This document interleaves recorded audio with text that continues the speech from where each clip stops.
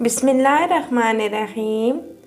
غربت کا ذائقہ بھوک نے اس قدر نڈھال کر دیا کہ میاں بیوی کے درمیان دوریاں پیدا ہونے لگیں، بات طلاق تک پہنچ گئی۔ ایک دن بیوی گھر سے نکل کر قریب بنی امیہ کے مالدار شخص کا جا کر دروازہ کھٹکھٹایا۔ غلام باہر نکلا، سامنے عورت کو دیکھ کے کہنے لگا، جی کس سے ملنا ہے؟ کہنے لگی، آپ کے آقا سے ملاقات کرنی ہے۔ غلام نے تعارف پوچھا تو کہا، تمہارے آقا کی بڑی بہن ہوں۔ وہ تجسس میں پڑا کہ آقا کی بڑی بہن کوئی نہیں۔ عورت نے کہا، جا کر بتاؤ، تمہاری بہن ملنا چاہتی ہے۔ الغرض آقا نے دریافت کیا کہ تم کون ہو؟ کہنے لگی، آدم کی بیٹی، آپ کی بہن۔ دستک کیوں دی؟ کہا، فقیری نے ہم میاں بیوی کی محبت کے ذائقے کڑوے کر ڈالے، اب تو طلاق کے دروازے کو دستک دی جا رہی ہے۔ میرے بھائی، کیا تیرے پاس رب سے ملاقات والے دن کے لیے کچھ سامان ہے؟ حقیقت میں جو اب تمہارے پاس ہے یہ ختم ہو جائے گا، باقی وہ رہے گا جو رب کے پاس رکھو گے۔ سخی نے بار بار یہ کلمات دہرانے کی فرمائش کی۔ بالآخر اپنے غلام کو حکم دیا، میری بہن کو 10 اونٹ اور 10 اونٹنیاں اور ساتھ میں بڑا ریوڑ بکریوں کا اس دن کی ملاقات کے لیے دے دو جب میرے ہاتھ کچھ نہیں ہوگا۔ اب کا دیا ہوا میرا رب مجھے لوٹائے گا۔ اس پرآشوب دور میں دستک دینے والوں کو ملاقات کے لیے کچھ نہ کچھ دے دیا کرو۔ ایک روز میں اپنے بیوی بچوں کے ساتھ شاپنگ کے لیے جا رہا تھا۔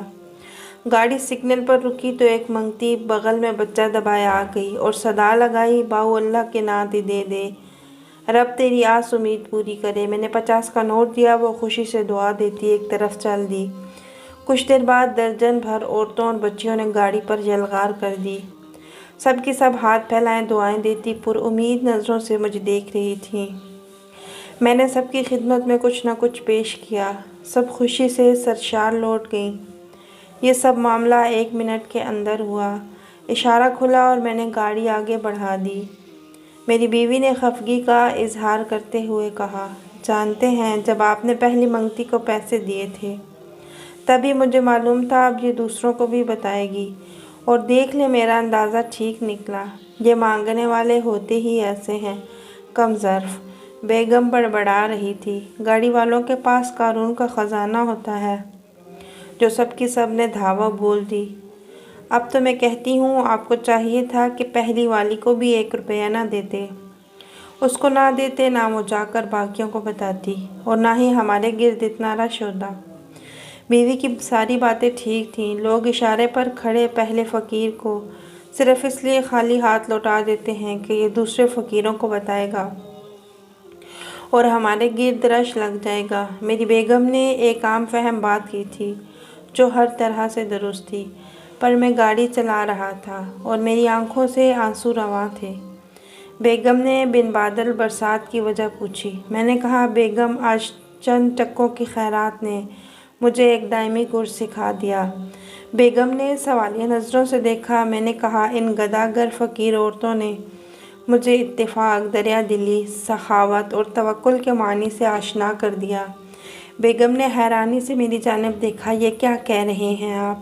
میں نے اس بات میں سر ہلایا، ٹھیک کہہ رہا ہوں۔